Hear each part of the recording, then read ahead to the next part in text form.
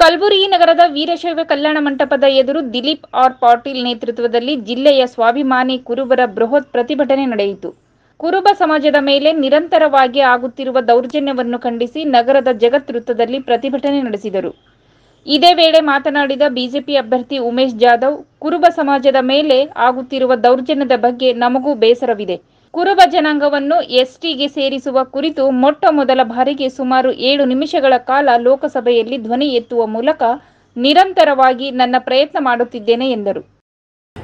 ನಾನು ಪಾರ್ಲಿಮೆಂಟಲ್ಲಿ ಕೂಡ ಇತಿಹಾಸದಲ್ಲೇ ಪಹಲಿ ಬಾರ್ ಫಸ್ಟ್ ಟೈಮ್ 7 ಮಿನಿಟ್ ಕುರುಬ ಇಸ್ ಗೊಂಡ, ಗೊಂಡ ಇಸ್ ಕುರುಬ ಅಂತ ಹೇಳಿ ಪಾರ್ಲಿಮೆಂಟಲ್ಲಿ ಬಹಳ ಒತ್ತು ಕೊಟ್ಟು ಮಾತಾಡಿ ಕುರುಬ ಸಮಾಜದ ಪೂರ ಇತಿಹಾಸ ಇವ್ರು ಮಧ್ಯಪ್ರದೇಶದಿಂದ ಬಂದರು, ಇಲ್ಲಿ ಬಂದರು. ನಮ್ಮಲ್ಲಿ ಗೊಂಡ ಕುರುಬ ಬೇರೆ ಅಂತ ಗೊಂಡ ಬೇರೆ ಅಂತ ಹೇಳ್ತಾರೆ.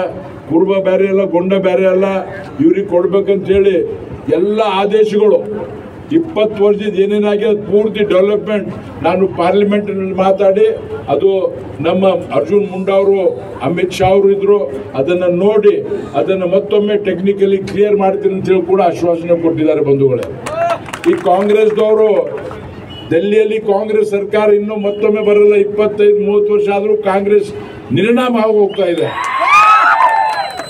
ಡೆಲ್ಲಿಯಲ್ಲಿ ಬರುವುದು ಮೋದಿಜಿ ಸರ್ಕಾರ. ಮೋದಿಜಿಯವರು 3ನೇ ಬಾರಿ ಪ್ರಧಾನಮಂತ್ರಿ ಆಗ್ತಾರೆ.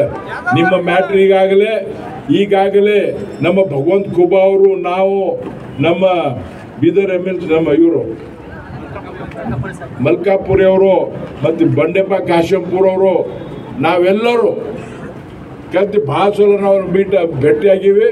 ಕೆಲವು ಟೆಕ್ನಿಕಲ್ ವಿಷಯವ, ಅದನ್ನು ಕೇವಲ ಕಲಬುರಗಿಯಲ್ಲ ಮಹಾರಾಷ್ಟ್ರಲ್ಲೂ ಕೂಡ ಕೆಲವು ಕೂಗವ ಎಲ್ಲ